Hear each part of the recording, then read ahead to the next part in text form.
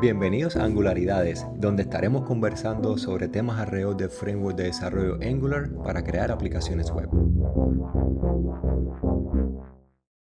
Jaime, hoy vamos a estar tocando un tópico que muchas personas que desarrollan aplicaciones web sobre Angular desconocen casi que a plenitud, pero que puede resultar de suma importancia, especialmente si queremos llevar nuestras aplicaciones a otro nivel y ver los diagnósticos no como errores de sintaxis irrecuperables, sino como sugerencias de buenas prácticas para construir productos que queramos que sean escalables, mantenibles a lo largo de su tiempo de vida útil.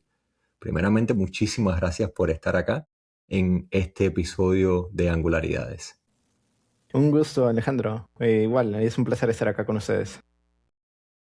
Sí, y lo que vamos a discutir hoy es especialmente relevante en una realidad donde durante el proceso de desarrollo muy posiblemente involucremos herramientas de inteligencia artificial para ayudarnos tanto a optimizar la experiencia de desarrollo como a monitorear la calidad de código que producimos en conjunto con ellas. Y antes de avanzar, permíteme presentarte ante quienes aún no te conocen. Eres de Lima, Perú, ingeniero de sistemas, enfocado en el desarrollo de Angular en el frontend y Nest.js del lado del backend. Tienes las certificaciones más avanzadas que conozco que existan como arquitecto de software, que son las que ofrece AWS, Google y Microsoft. Contribuyes activamente al framework de Angular en muchas áreas, destacando, por ejemplo, más recientemente el diagnóstico que agregaste a la versión 21 para solucionar los problemas de triggers de defer. Si en español vienen siendo los desencadenadores de eventos de la sintaxis de vista diferidas, que están mal configurados.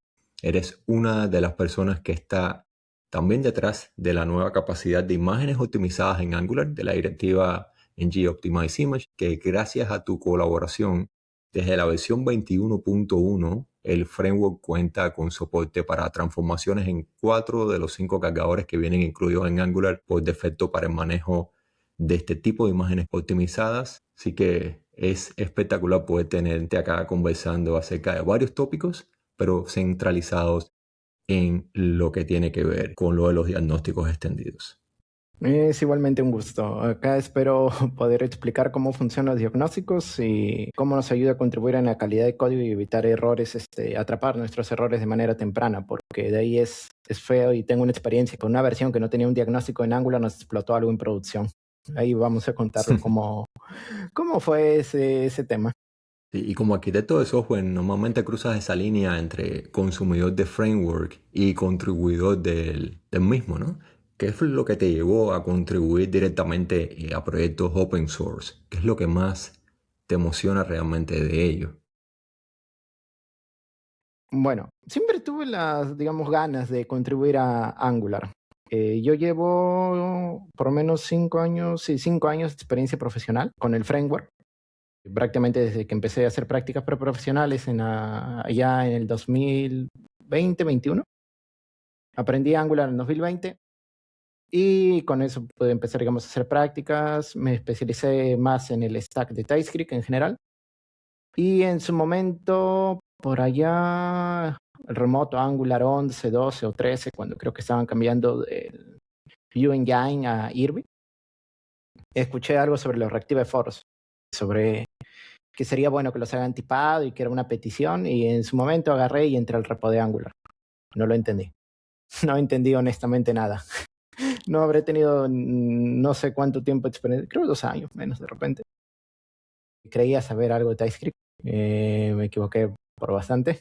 Y no volví al repo hasta varios años después, que fue hace como un año más atrás más o menos será. Y mi principal motivación por el cual quise contribuir por allá con la primera feature que hice fue para Angular 20, agregando Kika-Line en el HTTP client. También he agregado varias cosas en HTTP client, pero Kika-Line lo necesitábamos. Para quien no sepa qué es Kika-Line, es una parte de especificación de la Fetch API. Angular usa el HTTP client bajo el capo, si usas WikFetch en los providers, usa Fetch API. Y si no, usa XHR, que es digamos, el Ajax antiguo. esto también pasa en el servidor y ahora ya se recomienda más migrarte a Fetch. Te evita un montón de problemas. A veces XHR del lado backend me ha dado algunos problemas. Y lo que tuvimos es un tema en el trabajo con el Kikalai. No podíamos nosotros poner Kikalai en el HTTP client y nosotros teníamos un flujo de una web view, que es una web embebida, digamos, en una aplicación, y esa web view se destruía después de terminar un flujo. El usuario podía salir muy rápido o había un botón que simplemente el usuario lo mandaba al home del aplicativo. Y lo que hacía era destruir la web view, era como destruir un ataque del navegador. Y yo mandaba una petición. Esa petición lamentablemente se abortaba, porque es la especificación del navegador. Dice que si tienes una petición pendiente, digamos, demora 10 segundos, y te sales el segundo 3, el navegador la aborta y se cancela. En el backend no podíamos hacer nada. Y la solución fue simplemente envolver la Fetch API con un observable, y me pareció la verdad feo porque estaba usando HTTP client como siempre en mi vida. Y de ahí nació la idea de por qué Angular no lo soporta. Me puse a leer a ver si había algún workaround, algo en Stack Overflow, en Google. Pregunté a ChatGPT también. Y no encontré nada. Efectivamente no lo soportaba. Agarré, entré al código fuente y ahí fue, digamos, mi primera experiencia leyendo su código. El HTTP client gigantesco. Es un archivo muy grande, incluso para futuras features que le fui agregando de la Fetch API como Priority, Caché, Referer Policy, entre otros. Cometí un error. Cometí un error donde no le pasaba las propiedades porque el HTTP client es un archivo gigantesco de alrededor de más de 2000 líneas, creo. Es bien antiguo porque, como bien sabrán, el HTTP client data casi de los inicios de Angular. Y es un poco difícil ahí leerlo y refactorizarlo. De manera, no sé, general, me parece ya sencillo agregar una feature, al menos el HTTP client. Tal vez ya de tanto ahí estar revisando el repo, pero digamos esa experiencia de contribuir y ver que una parte del código que yo escribí ya es usado por millones y me imagino debe estar solventando bastante a otros usuarios como yo que querían probablemente que Calai, el Priority, y envolvían Fetch o simplemente se rendían y no lo usaban, buscaban alguna solución. Como, no sé, meterle un loading al usuario y hacerle esperar hasta que termine la petición, lo que me parece a mí feo, la verdad. Pero fue divertido y con eso me animé a seguir leyendo el repo y seguir contribuyendo. Lo que me cuentas es lo más gratificante normalmente que uno tiene cuando uno pone código allá afuera o pone un pedacito de conocimiento que le pueda servir a muchas personas y en el caso, bueno, como estás diciendo, millones de usuarios, desarrolladores, bueno, y usuarios al final que están consumiendo el resultado de una aplicación de Angular que tiene toda esta serie de características del HTTP client o que está de una manera en que luzca transparente, como un proceso de magia para quienes no conozcan qué es lo que hay por detrás de toda esa cortina, de esa fachada que permite que la experiencia como desarrolladores sea mucho más placentera. Y Jaime, ¿cuál es tu forma favorita de contribuir al desarrollo de esa base de código ahí en el framework de Angular? ¿Cómo es que lo haces hoy en día? ¿Cómo es que prefieres hacerlo? ¿Seleccionas el listado de GitHub, algún issue en particular? ¿O planificas las contribuciones tuyas en base a las necesidades que vas encontrando? Por ejemplo, esta que habías mencionado en el día a día tuyo como desarrollador, o tal vez una combinación de ambas, o tengas o prefieras un enfoque diferente hoy en día. Yo diría es una mezcla de necesidades reales. Por ejemplo, lo que me empujó fue el Kikalai. De ahí las demás especificaciones del Fetch fue porque dije, Fetch debe tener más, por ejemplo, Priority. Yo recordaba Priority del image cuando hacía una precarga de una imagen y demás. Y me acordaba que esto correspondía a Fetch y me puse a revisar las especificaciones de las APIs que consume Angular. Yo personalmente también he trabajado con Progress y Webpack y eso recordará al Service Worker, el paquetito que tenemos, que por cierto, ya no aceptamos features en el Service Worker. Angular lo ha pasado a modo mantenimiento, así que si abren algún issue posiblemente de eso va a ser cerrado. Ahí he visto algunos issues. Y me hubiera gustado seguir contribuyendo, la verdad, al Service Worker porque estaba interesante. Pero básicamente mis contribuciones a Angular vienen a ser una mezcla de las necesidades que yo enfrento en el día a día, necesidades reales de la empresa donde yo trabajo, el sector bancario, especialmente mi experiencia con Angular. Otro también es desarrollo algún e-commerce donde necesita algunas features para que sea, digamos, más rápido la carga, como Digamos, imaginemos que tienes una landing page en server-side Ujú. rendering o ya se hidrató y pasó a ser client-side. Tienes, digamos, 5 peticiones, de las cuales, digamos, 3 son de baja prioridad, porque, digamos, te traen metadata del usuario, su carrito de compras que lo ha tenido guardado y algún setting más. Y el principal, digamos, es un listado de productos. Lógicamente, el listado de productos, que es lo primero que se le va a mostrar al usuario y probablemente el primer byte en pintarse, acorde a los web vitals, debería tener una prioridad mayor. Si nosotros no seteamos ninguna prioridad, el navegador va a intentar adivinar o a todos tal vez setear una prioridad igual. Y la idea sería que cargue, yo sepa cuáles son mis, digamos, peticiones prioritarias. En este caso, un listado, le doy priority alta, priority high con el HTTP client, eso se me va a cargar primero y las demás las mando a prioridad baja, porque, digamos, un usuario podría, digamos, aceptar ver un skeleton por un momento mientras que se cargan, digamos, sus settings, pero no podría aceptar ver un skeleton en mi landing page donde tiene que ver los productos y eso lo lleva a realizar una compra y por consecuencia a gastar dinero y generar revenue para la empresa. ¿Puedo compartir pantalla?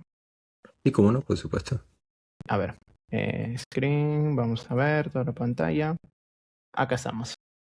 Tenemos, por ejemplo, en los issues, a veces agarro algunos temas acá de los que tenemos en Angular. Nos ponen issues, digamos, no sé.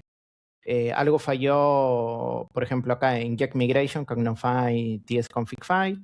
Y si estoy interesado en arreglarlo, puedo revisarlo, ver qué es lo que dicen y cuál a veces el Angular Team da una posible solución. Y si tenemos este label que dice queremos ayuda, es un issue, que es, digamos, el Angular Team considera que esto es para cualquier community contributor, podría resolverlo, no es tan complejo, basado en la complejidad y el scope. Pero eso no te detiene de que si tú crees que un issue que no tiene este label, tú crees que lo puedes arreglar, también puedes intentarlo, no hay ningún problema. No es que pase algo. Por ejemplo, este es un issue que yo tomé hace unos pocos días, el HTTP Resource, que tiene, digamos, un bug que causa este clásico object que nos habrá pasado alguna vez. Y esto se debe al parsing del transfer HTTP client. Acá, para quien no sepa, ese es mi nickname en GitHub. Y básicamente ese problema es porque el transfer state no serializa correctamente las clases. Y acorde a su documentación y acorde a la investigación que he realizado. Más que nada la documentación, y ya lo he probado. Esto también pasa con el protobuffer, tema aparte. Y no es que estás obligado a que esperar que pongan quieren ayuda o algo. Si tú crees que es pertinente, puedes tú mandar un pull request. Acá yo mandé un pull request. Acá podemos ver. Acá explico qué es lo que arreglo, a dónde fixea el issue. También si lo he podido reproducir el issue. Este es opcional. Si ya tienes una reproducción como acá la que te ha dado este usuario, no habría mayor problema. Y posteriormente el Angular Team te da feedback. A veces siempre es sensitivo a lo que es performance porque este tema de transfer caché puede afectar a la velocidad que cuando se hidrata una página y también podríamos generar un overflow, como acá indica Josh.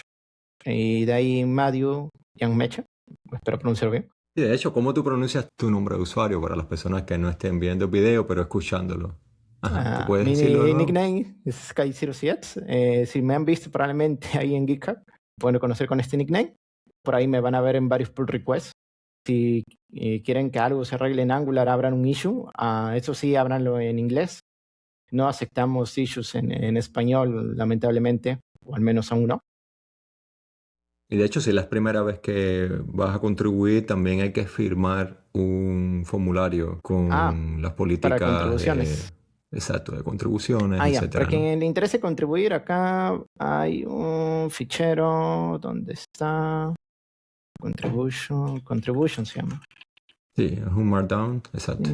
Contribute. Acá debería estar, ¿no? Acá, Contribution to Angular. Acá, bueno, código de conducta. Bueno, supongo que si nos debemos portar bien, no sé, nunca he tenido, creo que, problemas de este tipo. De ahí tenemos reglas de cómo codificar. Todas las features, siempre debemos probarlos. Tenemos bastantes test unitarios en Angular. Y si es una nueva feature, tenemos que introducir test unitarios para eso. Y si es un fit, tenemos que introducir, de ser posible, un test Ujú. que replique el error. Hay veces donde no es posible, ojo. Donde, por ejemplo, acá tenemos un issue, acá que nos reporta un usuario, nos dice que podríamos tener memory leak porque nunca resolvemos una promesa con un debounce. y viene del utilitario. Para quien no conozca, esto es del debounce oficial que tenemos en Angular para los signal forms. Y acá, como se ve, cuando hacemos el abort con el signal abort, nunca resolvemos la promesa y puede quedarse la promesa ahí atrapada agarrándole el scope léxico, aunque en este caso no vendría a ser el caso, no retendría nada, pero podría traernos unos problemas cuando el usuario se ponga a cliquear, digamos, bastante. Y lamentablemente para este caso de uso no existe forma de testearlo. Yo intenté replicarlo en los test unitarios de Angular, al parecer no se me fue posible, y Leon Senf, que es parte del Angular Team, según tengo entendido, me dice que no sería posible, dado que esto es una parte de la API privada, que no se expone a ningún usuario y no deberíamos tampoco exponerlo, entonces no es posible replicarlo y no podemos, o sea, mandamos el fix, pero no es posible replicarlo. Como hay ciertos casos que también tienen que ver a veces con las micro o macro tasks, cuando usamos promesas o timers. Ahí es a veces un poco más engorroso, y ahorita que también se está migrando a los tests del repo a Songless. Hay a veces que hay fixes que se hacen, pero no se prueban y ahí normalmente tenemos que comentarlos nada más. Y en caso que sí sea replicable, creas tu test unitario y ya está. No hay más problema. Sí, esa es la manera que tienes para poder prevenir de que ocurran problemas de regresión o algo así si se cambia esa base de código, porque es como que la contrapartida a nivel de pruebas de cómo prevenir de que cambios, modificaciones a esa estructura te impacten después en un futuro. Tenemos un montón de test unitarios, pero vamos a explicar eso después de explicar cómo íbamos a contribuir. Para contribuir lo que necesitamos es firmar el CLA, antes que nos olvidemos. Este CLA es básicamente que tú estás de acuerdo en que tu código le va a pertenecer básicamente a Google. Entiendo que hay dos tipos. Si tú eres una persona natural, o sea, yo como Jaime Burgos Tejada, o yo como una empresa. En mi caso yo solo he firmado individual, porque como empresa no puedo firmar y es otro tema. Si te interesara, investigarás ahí. Este simplemente es un simple clic donde tú tienes que leer y que aceptas básicamente que le das el copyright de tu código a Google. Es decir, todo el código que yo he escrito no me pertenece, entendería, le pertenece a Google. Y poco más, con eso puedes empezar a contribuir. Este es el primer paso, esto es obligatorio. A menos que tú tengas algún tema con tu empresa, que incluso el código que escribas fuera de tiempo laboral le va a pertenecer a ellos, bueno, es un tema, tendrías que averiguarlo. Ese caso tendría que verse con la parte de compliance de la empresa a la que uno trabaje, pero la mayor parte de las personas que contribuyen a Angular fuera de Google tienen esta característica como individual contributor, como contribuidor independiente individual. Y el siguiente paso es que debemos escribir un cómic semántico. Angular se maneja en Semantic Comic Version, como sabrán. Y para quien no sabe qué es el Semantic Comic Version, es básicamente, tenemos 3 numeritos, el cual el primero indica que es una major, el segundo es una minor y el tercero es un patch. Y bueno, también tenemos los release candidate para quien los haya probado. Lo importante es que nosotros sabemos que Angular en los major hace breaking chains usualmente, no siempre. En los minors agregamos features, pero no rompemos nada, podemos deprecar. Y los patches simplemente son para arreglar algún problema de seguridad, con bug fix o algo que no se comportaba como se esperaba. Y el Release Candidate, que es para quien está ansioso de probar las últimas features, las pueda descargar. O también las nets. Obviamente el net es inestable. Teóricamente Angular siempre es estable. No lo recomendaría hacer, pero podrías agarrar la última versión tagueada de Angular y usarla.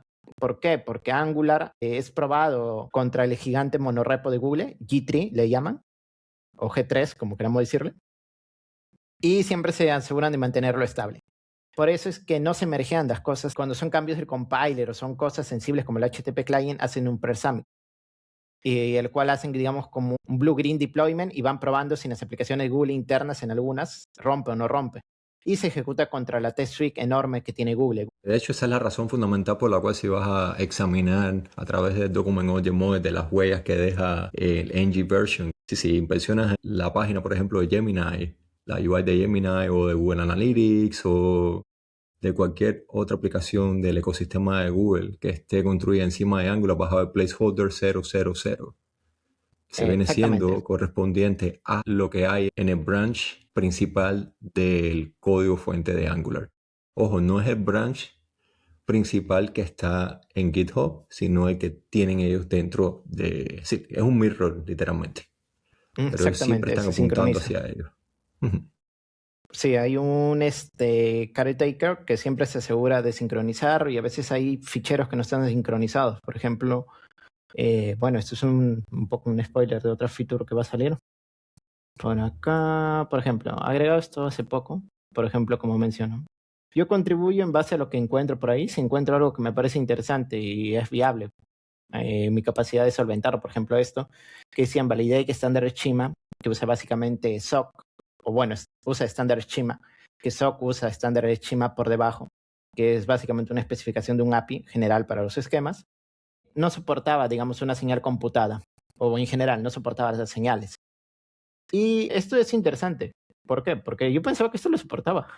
Yo pensaba que esto lo soportaba. No estoy tan versado aún en los Signal Force a nivel de usuario, pero es interesante porque nosotros podemos querer cambiar el schema basado en condiciones que vengan del usuario. Es decir, como decir, este campo va a ser requerido si es que el usuario no es administrador, o si es administrador, o es visitante o no. Y sería interesante tenerlo. Ahí Alex dice que sí, le parece buena idea, tiene sentido. Y porque toda la parte de debajo es reactiva. Y efectivamente, no fue muy complicado este cambio. No me tomó más que un par de horas en afinar, más en pensar los tests, la verdad. Y se agregó. Y acá viene algo curioso. Acá sabemos, ya bueno, me lo prueban, no hay mayor problema. Acá nos dicen que esto no requiere un presummit. Standard Schema no es sincronizado en G3. Al parecer hay archivos que no son sincronizados y podemos verlo por acá en este PR de Madio. Acá tenemos, por ejemplo, cosas que no son sincronizadas, como por ejemplo los ejemplos. No tiene mucho sentido sincronizarlo, pero este tampoco. El estándar Schema probablemente Google lo maneja de manera diferente o no lo quiere manejar como tal dentro de su monorepo. Tendrá alguna razón o motivo, porque también hay veces que ellos tienen un closure compiler que a veces genera side effects, y de acá puedo mostrar también un issue que ha arreglado último relativo a eso. Vale. Y mencionaste, bueno, las conversaciones que tuvimos antes de organizar todo el episodio, que por cierto, no sé si conoces esta historia, pero la razón por la cual estamos acá conversando es gracias a Michael Small, uno de los contribuidores fundamentales de Engine News, junto con Rainer Harnekam y bueno, y el equipo de personas que estamos también contribuyendo a Engine News en español. Y él nos recomienda acercarnos a ti para plantearte la posibilidad de colaborar con el proyecto de Engineers. Y bueno, las conversaciones que tuvimos a partir de eso, una de las cosas que me mencionaste específicamente es la falta de información en español que existe actualmente sobre todo lo que tiene que ver con el área, con el tópico de diagnósticos extendidos y el interés tuyo especial en explicar cómo es que el compilador ayuda a prevenir errores. Así que me encantaría ir sobre varias preguntas que tengo acerca de este tema. Es un tema que desconozco bastante y estoy casi seguro que vas a arrojar un montón de luces acerca del tema. Claro, ahí vamos a ver entonces. Primeramente, vamos a ver, por ejemplo, por qué a quienes desarrollan en Angular le interesaría conocer e incluso contribuir a este tema de diagnósticos extendidos. ¿Qué es lo que hay detrás del tópico? Ya, vamos a la documentación oficial entonces de Angular. Los diagnósticos extendidos forman parte del compiler, el compiler de Angular. Hay dos, digamos, compilers de Angular. El paquete que habremos visto que dice Angular/compiler, que vemos en nuestros proyectos, Angular compiler. Como deck dependence tenemos Angular/compiler CLI, que digamos que es como un co-compiler. El compiler original, que dice compiler a secas, básicamente lo que hace es hacer, digamos, toda la magia de Angular. Y ese co-compiler nos ayuda a hacer una magia extra de transformación posterior. Por eso está como una deck dependency y el otro está como una dependence. Ahora, ¿qué son los diagnósticos extendidos? Básicamente, hay patrones de código que van a funcionar, pero no de la manera que tú esperas, a menos que tal vez esa sea tu intención. De que te va a generar un bug en producción, y ahí viene la anécdota que iba a comentar. A mí me pasó no hace mucho, será casi un año, a un compañero, que yo le pedí que, porque cambiamos la estrategia a un patch, le pedí que cambie signals, algunas variables que se pintaban en el template, nada de otro mundo. Y cuando hizo refactor o cambió Signal, se olvidó en el template de cambiarle a interpolarlo correctamente, porque las señales son como funciones con argumento cero. ¿Y qué es lo que pasa? Ujú. Va a funcionar, va a compilarte el proyecto. No hay ningún problema. El problemita es que tenía un if, básicamente un @if o ngif, @if, y nunca le detectó, nunca le explotó nada en la compilación, no le tiró ningún warning. Eso llegó el día de subir a producción, subimos a producción y oh sorpresa, estaba pintándose un botón que solo debía pintarse a ciertas personas. Y bueno, parte fue es mi culpa por no fijarme en la siguiente code review de que en el template lo había desenvuelto. Y fuera de eso, lo lógico no es que sea su culpa, es que Angular como herramienta nos debería avisar esto. O sea, si tú estás intentando hacer un @if junto con algo que siempre va a ser un valor true, debería explotarte. Ahora sí explota. El problema es que usamos una versión antigua, Angular 17 o 16. Y ese es el detalle. Para eso vienen los diagnósticos extendidos, lo cual te ayuda a ti a que no tienes que memorizarte al revés y al derecho cada una de las reglas, o si estás ocupado o le mandas a tu agente de IA a hacer algo, tu agente de IA te lo pueda solventar, ¿no? A partir de leer los warnings o el output en tu consola. Tenemos un montón. Acá tenemos un montón, tenemos varios datan de antiguo, por ejemplo el ng4, que bueno, esto ya no aplicaría si usas @for, el invalid banana bots, que este es para tu data binding, el skik hydratation no static, interpolé, este es uno de los más interesantes, justo esto nos hubiera salvado.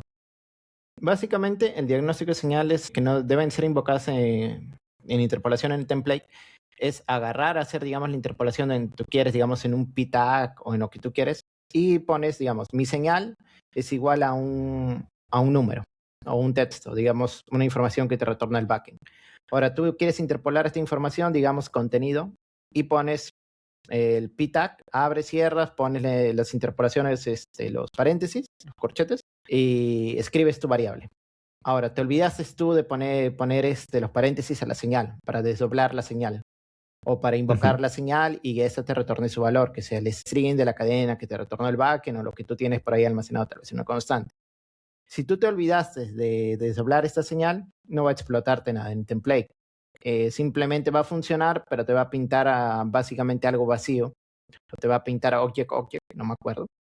Pero no te va a pintar lo que tú esperas. Digamos, si el valor decía, hola Jaime, por ejemplo, dice, no te va a salir hola Jaime, te va a salir o blanco, te va a salir object, y esto va a confundir al usuario. Claro. Y esto se pone peor si nosotros usamos una @if y decimos, si el usuario está en el Friends and Family de mostrar este nuevo, increíble botón o mostrar este viejo botón, pero el nuevo botón, digamos, aún puede tener defectos y solo es, digamos, para gente interna de la empresa, te va a causar un serio problema en producción. Va a aparecerle a todo el mundo el nuevo botón, cuando tú ya no querías que le aparezca ese botón. Y esto te puede agarrar, puedes atrapar tú ya los errores nada más en tiempo de ejecución o al momento de compilarlo. Tú puedes configurar incluso las reglas de estos templates. Estos templates podemos verlo en la documentación de Angular oficial. Tenemos dentro del tcconfig. Si alguien revisa su tcconfig, vamos a tener acá unas opciones que dicen Angular Compiler Options. Dentro tienes las opciones, o puedes escribirlas si no la tienes, de Extend Diagnostic. Y dentro otro objeto que es check.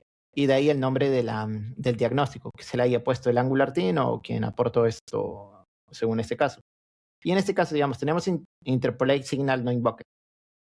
Tenemos nosotros como un enumerable, si lo buscamos en la configuración de Angular, son 3. El warning es básicamente el default. Si tú no configuras nada, va a venirte por default, a menos que tú lo desactives. No lo desactives, por favor, al menos que te tire un warning. El warning solo te va a decir, oye, estás haciendo acá algo posiblemente indebido. ¿Estás seguro? Revísalo. El error te va a reventar la build. En tiempo de desarrollo, en tiempo de compilación final, como ahora usamos solo a gcountime por default. Exacto, que no va a compilar el proyecto No te va a debido a ese compilar. error. En el pipeline te va a reventar y a buena hora. No creo que alguien quiera mostrar un botón que no debe mostrarle a los demás. Y por último, si este es un proyecto antiguo y ya este error probablemente está en producción y así es como, entre comillas, funciona y los usuarios lo han aceptado y así está en negocio, bueno, dejemos, no lo podemos cambiar probablemente por el momento, hay que dejarlo en Cypress. Simplemente no va a emitir ningún diagnóstico. Pero si queremos nosotros limpiarlo, podríamos nosotros ir a nuestro Visual Studio, a los settings de usuario, y en la barrita superior tipeamos Angular. Desde Language Service, en las extensiones, debería salir Angular Enable Strict Mode Propon para habilitar el modo estricto en los templates.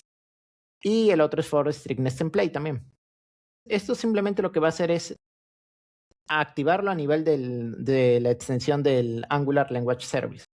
Te va a tirar un warning, pero te va a tirar solo warning a nivel del Visual Studio. No tienes que cambiar tú nada en tu tsconfig, como se mencionó anteriormente. Solo tienes que acá prenderlo o apagarlo. Y según eso, ya con el equipo pueden empezar a hacer una limpieza, una purga, sin tener que reventar toda tu base de código. O bueno, puedes empezar a configurar en tsconfig y empezar a decir, ya bueno, tal vez este diagnóstico me es más fácil depurarlo porque tal vez conozco, está en una parte del módulo que yo conozco más y me puedo atrever a tocarlo. Por cierto, Jaime, Dime. una duda bastante común en desarrolladores es que tenemos, por ejemplo, también ESLint, además de los extended diagnostic. ¿Cuál es la filosofía cuando se trabaja con Angular para decidir qué chequeo pertenece al linter y cuál debe ser propiamente del compilador? A ver, vamos a separar en tres cosas. Hay algo llamado errores del compiler, diagnósticos, que son opcionales, por ejemplo, esto, que son comportamientos indebidos, que probablemente puedan atraerte bugs. Y de ahí Sling, que es básicamente, yo lo considero como reglas. Podemos con Sling empezar a enforzar reglas de negocio. La principal diferencia entre el compiler de Angular y Sling viene a ser que Sling tiene un contexto más limitado. Porque Sling no puede acceder a la heurística que tenemos en Angular. Que Sling básicamente agarra y te parse el texto y lo convierte en un AST. De TypeScript que viene del compilador y te da más o menos, te dice, ya, esto es una clase, es una interfaz y tiene tal o cuales propiedades. El árbol sintáctico abstracto. Angular tiene su propia, digamos, sintaxis o su propio árbol abstracto porque ellos meten metadata. Por ejemplo, el componente tiene una metadata. Por ejemplo, tú puedes saber si tu componente es standalone o pertenece a un ng module o tiene o no tiene imports o tiene, digamos, un nombre de un selector y un largo etc. Y también tú puedes analizar el template, todo tu HTML. Puedes detectar si tienes un defer block, puedes detectar si tiene un @if, @for, lo que fuera. Exacto. Sling también puede, no es que no pueda, sino que su contexto es más limitado. No tiene acceso a las mismas capacidades o la misma información enriquecida que el compiler CLI. ¿Y por qué digo compiler CLI? Porque todo esto pasa en el compiler CLI. El compiler hace un preprocesamiento que luego lo consume el compiler CLI y de ahí ya tenemos finalmente un output. Algunas reglas, dependiendo del Angular Team, cómo las ven, digamos, su punto de vista, pueden ser solo para, digamos, Sling, digamos, reglas de negocio, como decir, las variables deben tener un nombre significativo. El Angular Team te diría, esto no corresponde, esto simplemente crea tu Sling rule o hace un enforce de alguna u otra forma. Sí, lo que te va a hacer es sacarte tiempo después de revisión de código a la hora de examinar los pull requests y de hacer todo el pair programming. Esa es la forma más sencilla de poder automatizar ese tipo de chequeos. Sí, efectivamente, Sling te ayuda, digamos, a mantener un estilo, también junto con el Prettier, de mantener, digamos, una cierta tabulación y para todo se ve igual y no tener, digamos, problemas de decir, ya a mí me gusta de esta forma o al otro programador le gusta tal vez de otra forma el código. Y bueno, hablar, digamos, un lenguaje común en un repo y no estar pasando cosas raras que puede pasar. O evitar, digamos, que por ejemplo, nosotros podemos escribir una función, digamos, son method, y dentro de esa función son method agarramos un if y ponemos, por ejemplo, un tilde que sea una señal de string o lo que fuera, pero sin desdoblar, y le ponemos y hacemos, digamos, algo. Pintamos un console log, acá, digamos, existe título y en caso contrario no existe, ¿no? ¿Qué es lo que pasa? Acá con Sling, tú lo que podrías hacer es evitar esto, porque una señal sin desdoblar siempre va a ser true. Que esto te da el código TS2774, que es básicamente esta condición siempre retorna true desde que la función siempre está definida. Una función sin invocar. Una señal es básicamente una función. el Angular Team no te va a decir que ellos te van a hacer diagnóstico. Esto ya, por ejemplo, este diagnóstico de hecho ya lo tiene TypeScript, ni siquiera es necesario hacerlo en Nestling, por suerte ya, desde que tenemos ese código, o de nombres significativos. Ahora, ¿cómo el Angular Team decide qué va o qué no va? Cosas que no lo pueda, por ejemplo, Sling solventar del todo, porque no tiene acceso, digamos, al árbol completo de información enriquecida que exporta el compiler. Y podemos verlo, por ejemplo, justo en un diagnóstico que yo escribí hace un tiempo. Si alguien lo está viendo en pantalla, le va a servir para ubicarse de vez en repos, si no, ahí lo voy narrando. Nos vamos dentro de los packages, nos vamos a compiler CLI. Dentro de compiler CLI tenemos el source, la carpeta src, y tenemos el co-compiler que es el ngtsc, que básicamente Angular ha construido su compiler sobre el compiler de TypeScript. O sea, Angular usa todo TypeScript para generar sus tipos y generar todo el procesamiento. También hace llamadas dinámicas de instrucciones, que eso tal vez podamos hablarlo después. Que Angular es una obra de ingeniería genial porque me parece interesante cómo el compiler invoca funciones que son llamadas del core para hacer todo este tema de la hidratación y demás cosas. Tiene todo un pipeline que es desde una fase de creación, una fase de actualización de las variables y con eso le ha podido dar vida a las señales. Incluso a nivel de plantillas, la sintaxis que uno tiene allá, por ejemplo, lo que salió nuevo en la 21.1 del spread operator, eso no sale directamente de TypeScript. Los procesamientos que ocurren a nivel de plantilla son operados a nivel de compilador acá del CLI. Compiler y compiler CLI en ambos lados, para ser más exacto. Sí, hay, para quien no lo sepa, nuestros templates de Angular que parecen que son HTML, ¿no? Yo decía, esto es HTML y poco más, no es HTML. Tiene la extensión de HTML, parece HTML, pero no es HTML, es realmente TypeScript. Porque al final el compilador esto lo evalúa como TypeScript, porque al final cuando nosotros vemos un output de cómo te genera el compiler, al final de todo el proceso es una función que llama, digamos, sus instrucciones, que son generadas a través de las fases que se han mencionado del compiler, ¿no? De creación y de actualización. Lo interesante incluso de nuevo control flow es que estas instrucciones son creadas al momento de la compilación y ya no en runtime. Porque las antiguas directivas ngif, @for, ngSwitch y demás son directivas estructurales que Angular las tenía dentro de common porque es una utilidad común. Que uno también podría haberse creado sus propias directivas, así como pipes y demás. Estos se hacían en tiempo de ejecución, eran más costosas y te consumían bundle size. A diferencia de estas internas, el @if y @for, como se dan cuenta, ese nuevo control flow, no tienes que importar nada. No tiene que estar procesado después en tiempo de ejecución en runtime. No, las instrucciones ya te las crea ya. Al compilarlo ya te crea las instrucciones, ya sabe dónde y cuándo. Eso es interesante.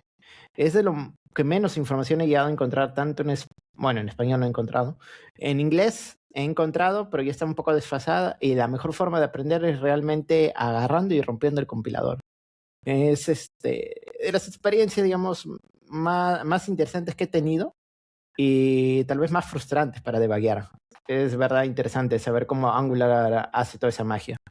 Viendo acá en el source de compiler CLI, tenemos source, ngtc y nos tenemos que ir para la carpeta de diagnósticos. Dentro de cada carpeta tiene su source. Angular usa Basel por si acaso. Basel para básicamente hacer builds incrementales.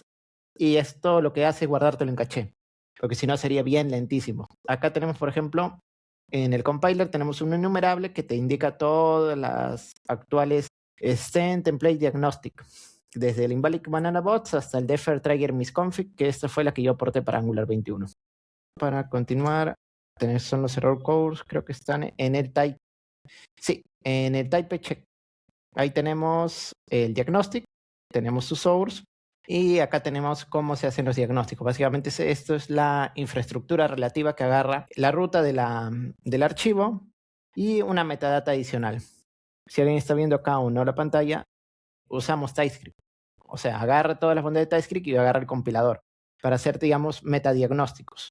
Porque hay diagnósticos que agarras y tiras de TypeScript, que te acabo de enseñar, y los otros que son propios creados por el mismo Angular, que esto estarían en Extended, dentro de TypeCheck. Vamos a los checks y acá tenemos varios diagnósticos, que estos son los extendidos, porque también hay otros diagnósticos que no son extendidos. Y eso también lo vamos a ver acá. A ver, vamos a ver donde yo aporté. Básicamente, el diagnóstico es aparentemente pequeño, solo un index TS. Lo nombres como tú creas conveniente. Bueno, en mi caso yo lo nombré Default Trigger Misconfiguration. Extiende del error code que tú le das junto con el template check visitator. Y básicamente esto extiende de un run y de un visit node, que va y visita cada template cast node del árbol. Y esto lo podemos nosotros overradear y hacer acá una operación, ¿no? Y ahí hacer un push de un error. Entonces, ¿cómo funciona esto?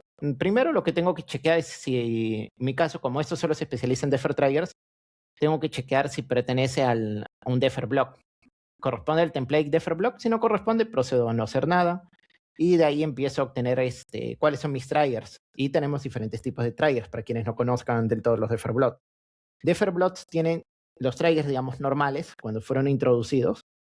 Y de ahí tenemos una microsintaxis en los defer que hace prefetch, que precarga la información de los bloques antes de que el usuario interactúe con ellos, que pueden ser a través de timers o los mismos como el intersection observer y demás.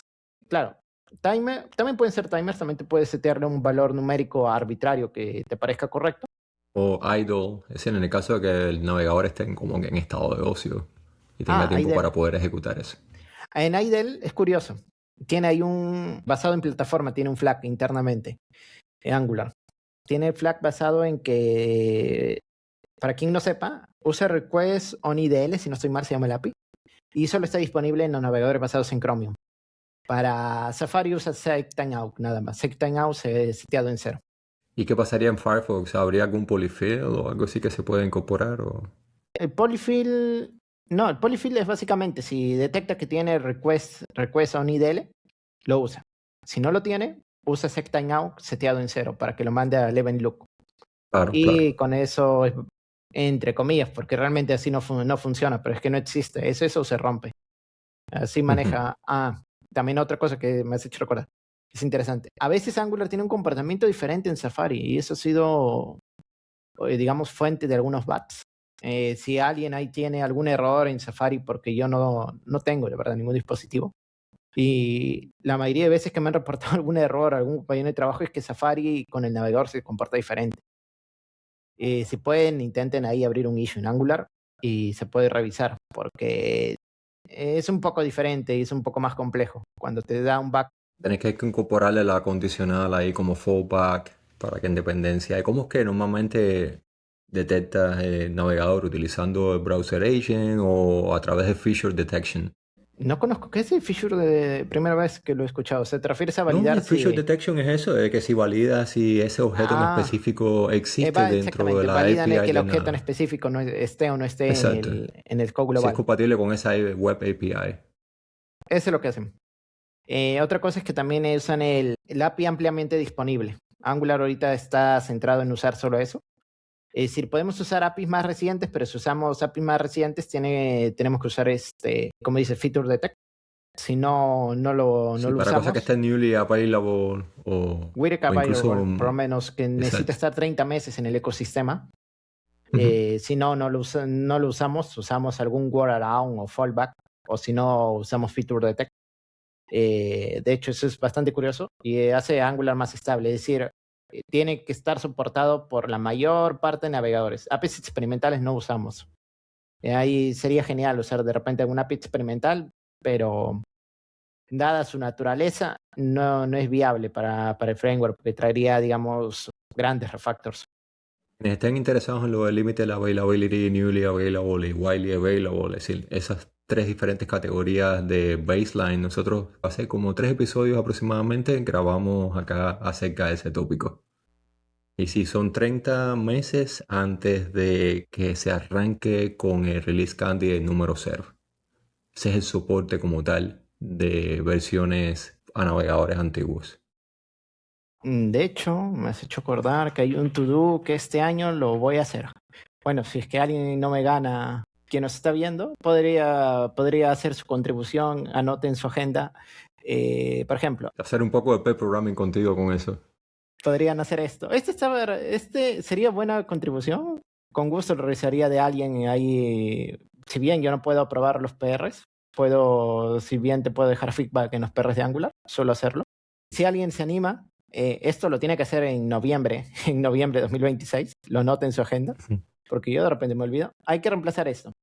Porque ahorita se hace con SecTimeout, este nuevo SecTimeout que fue incorporado en Angular 20 o 20.1, 20 creo. Esto salió en Angular 20 o Angular 20.1.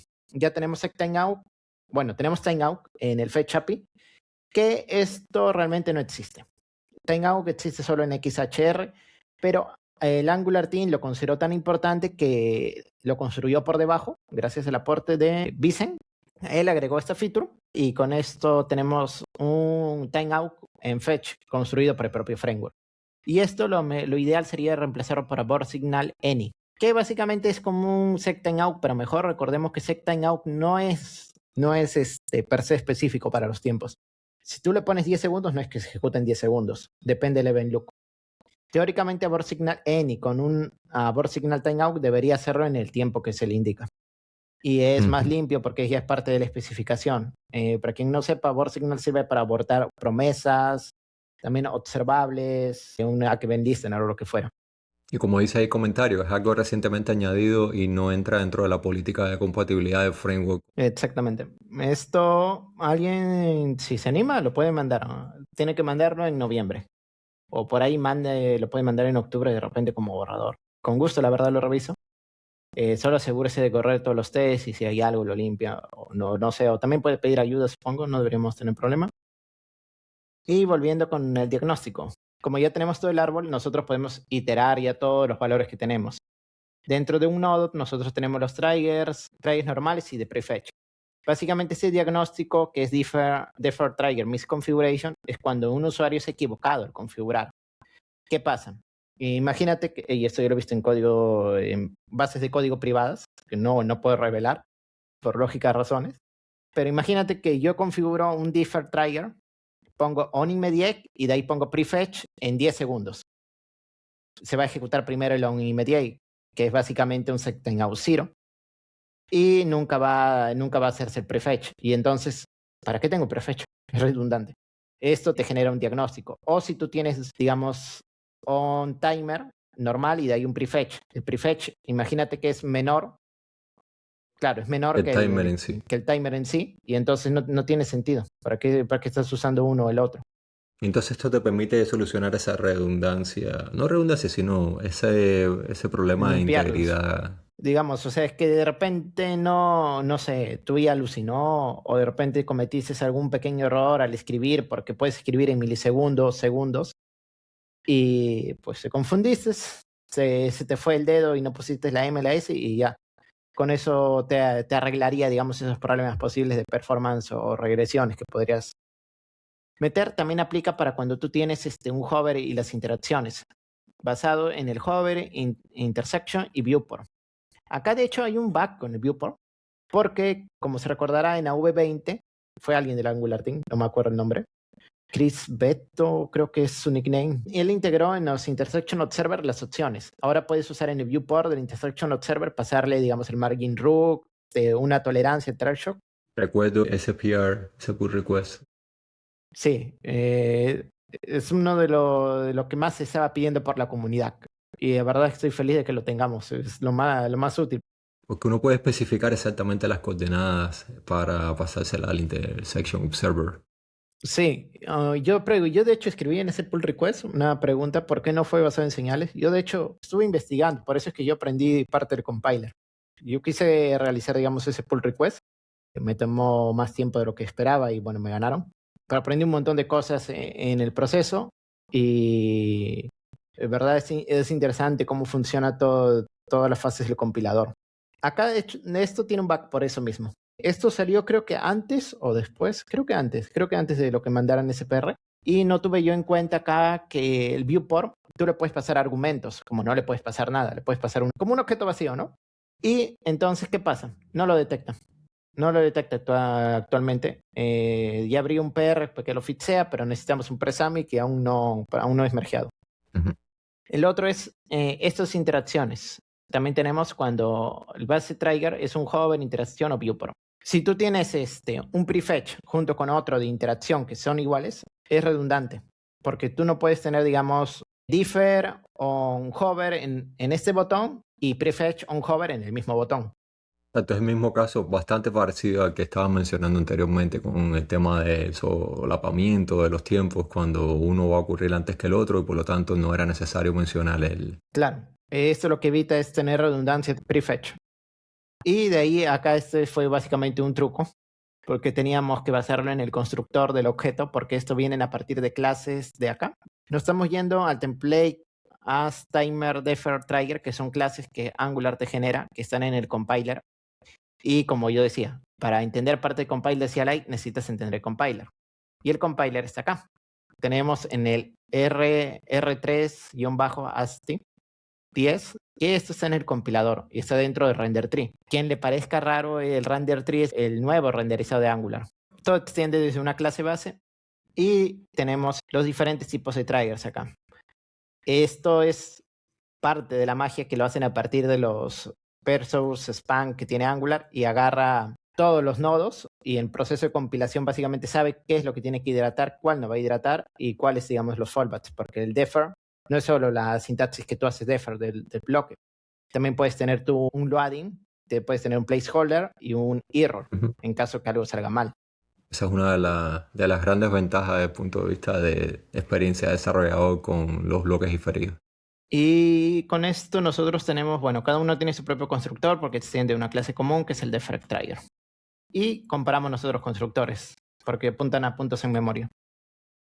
Y Jaime, uno de los dolores grandes de cabeza que recuerdo hace muchos años eran esos mensajes de error críticos porque no se tenía los diagnósticos elaborados de una manera que fuera bien legible desde el punto de vista de los desarrolladores. Y desde tu experiencia implementando mejoras en este campo, ¿cuál consideras que haya sido el mayor reto técnico para que el compilador no solo diga que hay un error, sino que sugiera la solución correcta? A través de poner un mensaje que sea explícito o buscando una forma de notificarle ese error a los desarrolladores que puedan ayudarlos durante la etapa de corregir el problema. Eso ha tenido que ver un poco también con la comunidad, porque nosotros no, bueno, del lado de Angular, no sabemos qué error le puede dar al usuario hasta que le pasa. Y la idea es, cuando va a tener un error, intentar hacerlo lo más descriptivo. Hubo un error que hace poco se agregó que es para la...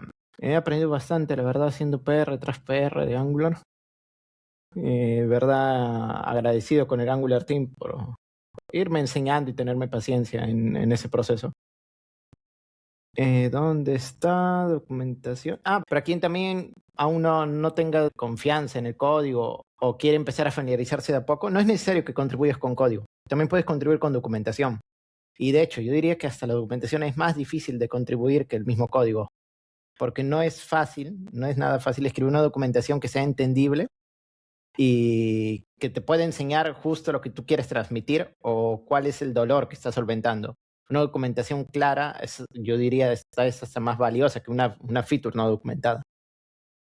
Hay varias fases que me recuerda lo que estás diciendo del proceso de aprendizaje. Una es aprender, otra es implementar eso. Y lo tercero, y concuerdo contigo, que te hace volver a reaprender lo que tuviste que aprender solamente para implementar, lo que es aprender para poder comunicárselo a otras personas. Exactamente, o sea, te ayuda, por ejemplo, yo bien conocía varias cosas, digamos, Angular por encima, cómo funciona el Engie Component, OLEG, conocía cómo crear un componente de manera dinámica con Differ y hacer un montón de cosas custom, que se diría que es avanzado. Bueno, sí es avanzado, supondría que es avanzado, pero no sabes qué pasa por debajo. No sabes cuáles son los problemas, qué errores te deberían lanzar o no lanzar.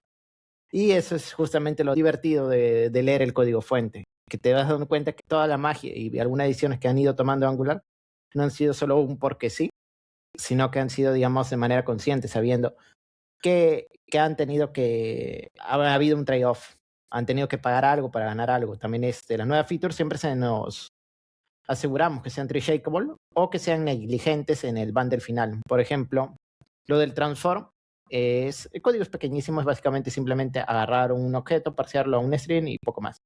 Es negligible, digamos, en el costo, en el bundle final del usuario si alguien lo quiere usar. Pero imaginémonos que nosotros queremos agregar Bueno, en su momento yo intenté agregar Create Component, lo que es el host selector. Cuando nosotros queremos crear un componente dinámico y tenemos varios tipos de selectores, por ejemplo, el botón de Angular Material, no sé si se acordarán que tenemos un Anchor, Mac Button, Mac Button y otros más, o Mac Stroke y otros. Nos gustaría crear un tipo de botón en específico de toda esa directiva o componente. Lo que pasa es que para agregar eso tiene un costo, digamos, pesado, porque tienes tú que tener la lógica de parseo de ese selector. Y esa lógica es enorme. Y yo literalmente agarré y lo copié del compilador. Lo copié en clases. Y me dijeron que no debo hacer eso. Está mal, o sea, no está mal copiar, no se puede referenciar. No está mal copiarlo. El problema es que si tú vas a crear una nueva feature y es bastante código, tienes que asegurarte que solo los usuarios que quieran esa nueva feature, ellos paguen ese costo. Si tú quieres esa feature, tienes que pagarlo. Y por eso así funcionan los nuevos input y outputs dinámicos del Create Component. Se dan cuenta que tú importas input, output, binding, y con eso ya creas tus componentes dinámicos. Entonces, la idea es que el framework se mantenga lo más liviano posible y las funcionalidades nuevas que se tengan, solo las pagues si las necesitas. Si no las necesitas, no lo pagas. Algo así como el common module, que antes no estaba roto en pedazos. Antes era solo un trozo de módulo que tenías que traértelo. Sí, eso te permite un bajo acoplamiento con todas las diferentes partes del framework, que lo que pueden hacer es montar en megabytes el bundle final si no se hace de esta manera que estás describiendo. Sí, y ahí también otra de las cosas que agregué y probablemente a gente le sirva que está migrando es un migrations de Angular. Vamos a la documentación de Angular y nos vamos, es en reference migrations. Vamos a migrations y tenemos 4 nuevas migraciones en esta última versión. ng-class to class, que ya no está recomendado ng-class, simplemente te aumenta más el bundle. Y ng-style to style, estos fueron por Aparsi, si no estoy mal. Y gracias a él tenemos estas 2 migraciones nuevas, que están geniales. Y yo realicé otras 2. Yo realicé la de Router Testing Module Migration. Y acá esta es la más interesante para mí, el Common Module to Standalone. Esto estuvo en petición largo tiempo hasta que la encontré porque tenía la etiqueta de queremos ayuda del Angular Team. Y bueno, como no tenía nada mejor que hacer, me puse a hacerlo.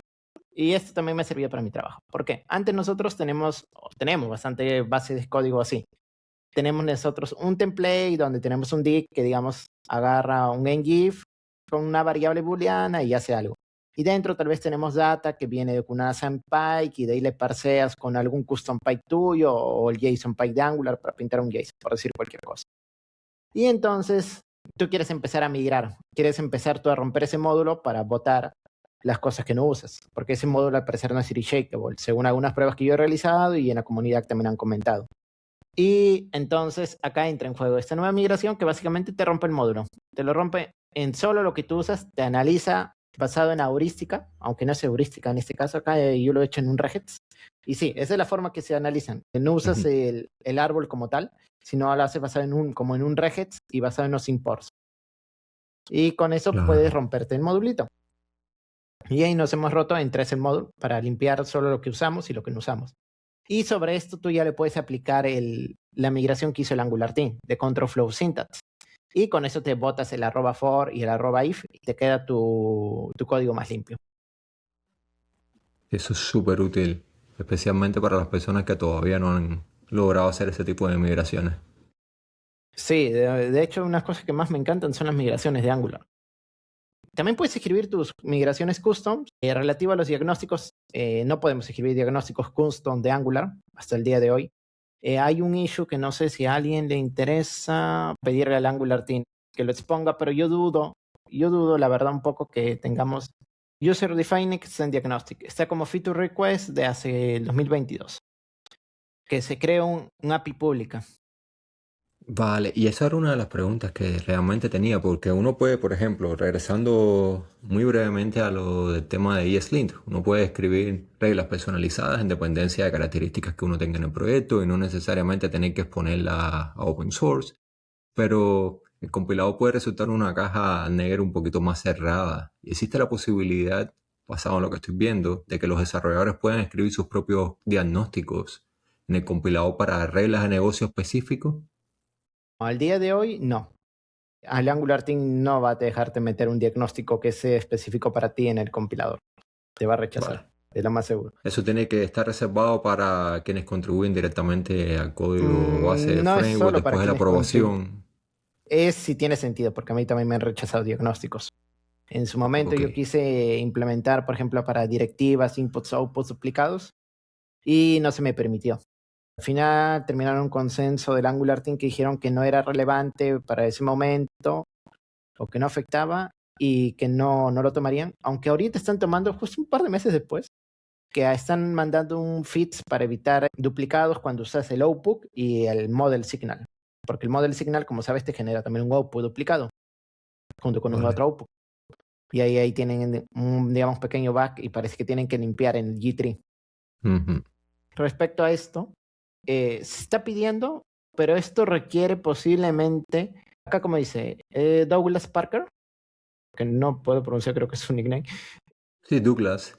Él es el lead de la parte de tooling dentro del equipo central de Angular.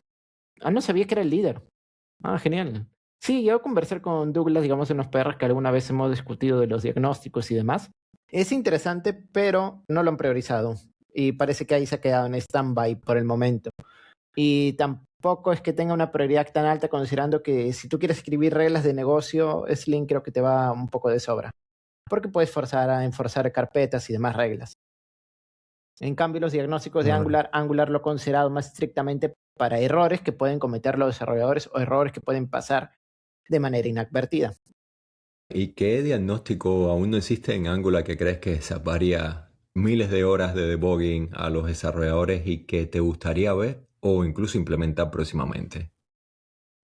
Justo es uno que propuse hace unos meses. Estamos esperando el clean act dentro del G3 porque todo es probado contra el monorepo de Google. Es agregar un check para numeric CSS properties. Es decir, quien haya usado la directiva o bueno, el input style.wic y le pones un número, nunca te va a tirar un warning. Va a funcionar aparentemente, el navegador tampoco te va a decir nada y va a ser un fallo silencioso. La idea sería que el compiler de Angular agarre y detecte este tipo de error de manera general. Dado que esto falla silenciosamente y puede generarte un bug visual o tú creer que estás seteando una propiedad y de ahí haces algún workaround o cosa extraña, ha pasado, Exacto. y no te indica. Y el diagnóstico sería básicamente, oye, por acá tú tienes una propiedad que no tiene efecto. Mira e intenta arreglarlo, puedes arreglarlo de tal manera. Esto fue un issue que abrió Douglas hace un tiempo, al cual yo ya respondí con este PR, y estamos a la espera de la limpieza G3. Ahí si tuviéramos el apoyo de la comunidad que haga push para pedir que esto sea tomado con una prioridad, que esto podría lanzarse probablemente una minor en esta siguiente versión de Angular que viene en este mes de febrero, o si no, sería probablemente para el siguiente mayor. Genial. Sí, eso hay que echarle un vistazo a ver si se puede rebalancear las prioridades y subir esto para poder tener esa manera de medir el código, ¿no? La calidad de código que uno está produciendo. Claro, ahorraría varias horas de desarrollo acá. He tenido problemas con los estilos, incluso personalmente. Sí, sí que esa es una parte, regresando a lo que habíamos comentado con lo de unit testing, es una de las áreas donde este tipo de diagnóstico extendido puede ser clave para acelerar un poco el proceso y no tener que estar teniendo la cabeza en varios lugares a la hora de tener que escribir código que uno no sepa bien de dónde es que viene el problema. Claro, nos explotaría ahí, según como queramos, podemos desde un warning hasta un error, como sabemos que se puede configurar, y nos solventamos el problema antes de ir a producción. No vemos estilos raros o regresiones. Si es que, no sé, nuestro LLM alucinó y nos quitó de repente el pixel o el rank. Totalmente. Y antes de concluir esta conversación, ¿hay algo más que no hayamos mencionado durante el episodio sobre lo que quisieras comentar? Yo diría que cualquiera se anime acá a contribuir a Angular. Tenemos varias issues de documentación o lo que crean, o pueden abrir issues si encuentran algún error en la documentación. Como he mencionado, mejor que una feature es una documentación bien redactada. Y lo he aprendido haciendo documentación para Angular. Me sirve más una documentación entendible que lo pueda consumir el LLM si usamos IA, o lo Ujú. podemos entender nosotros mismos, más que una funcionalidad que existe, está más que genial, pero nadie la conoce. También podemos contribuir con ejemplos, lo que quieran. Esto está abierto, pues si tienen dudas, abran un issue, de repente yo les contesto. Estoy siempre al pendiente dentro de lo que queda en mi capacidad de poder responder un issue de documentación o de código. Y pueden estar invitados a abrir un pull request. El Angular Team siempre está abierto a recibir pull requests de documentación. Espectacular. Así que muchísimas gracias, Jaime, por toda la colaboración que haces, que nosotros estamos recibiendo literalmente, como habíamos dicho al inicio, una mejor experiencia de desarrollo a la hora de trabajar con el framework gracias a las colaboraciones como las que realizas tú en la base de código del framework. Es un honor, la verdad, que me hayan invitado. Gracias, Alejandro. Gracias, Michael, por tenerme en consideración. No me esperaba esto. Es una gran experiencia también para mí contribuir. Ahí si cualquier persona tiene duda, de repente me puede escribir por LinkedIn o lo que fuera. O si es sobre el mismo Angular, es un issue, con gusto les respondo. Ahí usualmente siempre estoy atento. Ha sido realmente un placer colaborar y tener retroalimentación de la comunidad, que en su momento también fui apoyado por bastante material auxiliar. Y creo que sería todo. Vale, y tenemos una conversación pendiente sobre imágenes optimizadas con lo nuevo que ha venido en las últimas versiones, fundamentalmente en torno a cómo mejorar los diferentes core vitals utilizando los ajustes automáticos que se pueden emplear utilizando la directiva de ng Optimize Image. Así que eso es tema para una próxima conversación que vamos a tener más adelante. Un gusto. Ahí voy a explicar más de DirectX Image y cómo funciona bajo el capo. También todas las nuevas funcionalidades que han sido introducidas. Bueno, muchas gracias por todo y nos vemos próximamente. Gracias por escuchar este podcast y espero que te sean útiles los temas abordados durante el episodio. Si aún no te has suscrito, te invito a hacerlo para no perderte ninguno de los futuros tópicos relacionados con frontend, interfaces gráficas, arquitectura de software y desarrollo web a través de Angular.